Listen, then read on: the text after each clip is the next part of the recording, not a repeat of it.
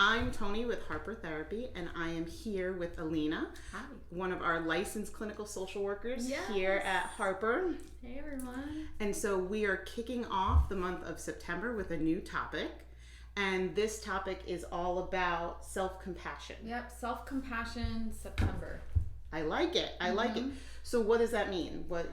Walk me through that. It means a variety of things. I think most people think about like self-care, self-compassion as like, okay, take a minute to take rest, or some of the physical things you can do, like get a massage, get your nails done, all that. But when we're talking about it in this context, it's kind of a layer deeper. It's really like, how are you talking to yourself as a person, and when we think about the way we talk to ourselves, most of us are not even aware of how we talk to ourselves. No, I think it comes so second nature. We don't. So the way I thought I would introduce it is, one thing that I've noticed for myself, and I know for a lot of people, men, women, there is this part of ourselves that really downplays how good we're doing. We don't focus on that. So like, for instance, someone can give you a great compliment, or like I could get a compliment, or someone can tell me how great I'm doing, and I'll just be like, no big deal, or like they'll tell me something that they really admire about me, and I'm like, meh, Or you kind of just brush it off. You brush it off. Yeah. And you're like, oh, they're just saying that because they knew I was having a bad day. They didn't actually mean that. Yeah. Exactly. And sometimes feeling like the person that people see on the outside doesn't match the person on the inside, because the person I project, I don't tell everyone all the things I say about myself, which usually aren't the best things. Right. Like there's constantly like an inner dialogue going through my head about, well, you didn't do this, you didn't get the laundry done last night, the floors don't look as sparkly as they need to, you didn't get the food done, why did you eat that? Like constant, right? Like it's always going on. So when we talk about self-compassion, it's really like noticing that voice and trying to change the tape.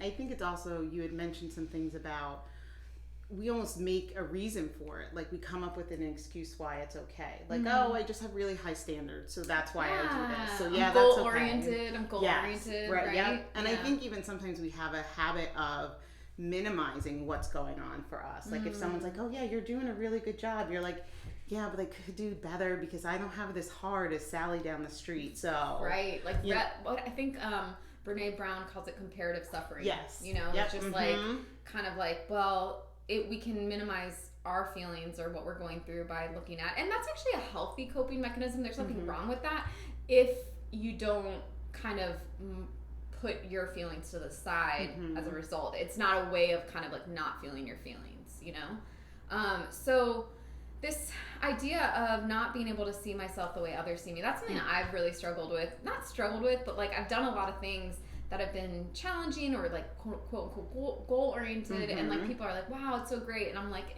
no big deal. And then also just like the being hard on myself, anytime I've gone through like a really hard time, or I've made a decision that I'm not sure about, or that's been hard, that brain will be like, why'd you do that? It's like just like that. We call it the inner critic, and that's really kind of what we're going to be talking about in the next few weeks, is just this inner critic that really doesn't give you a break. The imposter syndrome. The imposter syndrome, and like just like this like you are in a conversation with someone and you walk away and you're like, why did I say that? Oh, I do that all right? Like some of that social anxiety. Yes. It's so funny because I had mentioned to a client the other day, I had said something about like, oh yeah, the social anxiety that I get when I know I'm going somewhere new and I have to get there so early. And they looked at me and they went, you get social anxiety? You have anxiety? Exactly. And I just looked at her and I'm like, yeah, sure do. That's exactly what we're talking about. Yep. No one sees what's going on in our head, only we do. Self-compassion comes in when we can kind of like notice that voice and be like, hey, simmer down. Yeah, you're doing the best you can. You're doing the best you can. Kind of that wise voice that just almost like what you would tell like your kid, or like a little, little your child, best friend. Your best friend, exactly. Just like, hey, it's okay. Right. You're okay. Like everybody does this, and it happens. Doesn't all have to get done at once. Yeah. Exactly. Yeah. Just kind of that. So if any of this has resonated with you, and you feel like, yeah, you totally have, that voice amongst many others, and you're not crazy because you have these voices in your head. We all have them. If you have those voices and you realize how hard you are on yourself, and you feel that yes, you have high standards and all of that, give Harper Therapy a call. Our number is 813-434-3639. Thanks. Bye. Bye, everyone.